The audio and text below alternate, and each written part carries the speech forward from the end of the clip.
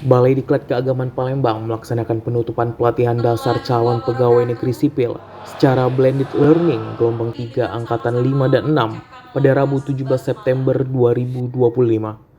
Sebanyak 80 peserta latsar mengikuti penutupan, diawali dengan laporan Ketua Panitia Pelaksana Iwan Sugianto serta penyampaian pesan dan kesan dari perwakilan peserta latsar.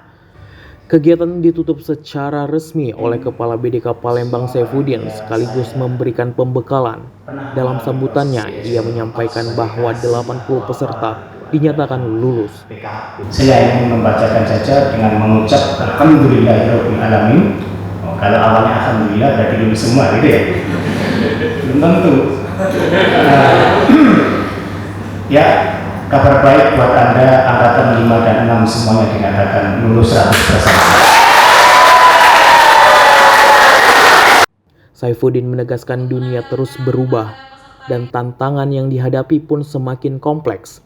Oleh karena itu, ASN tidak bisa hanya mengandalkan ilmu yang sudah didapat sebelumnya.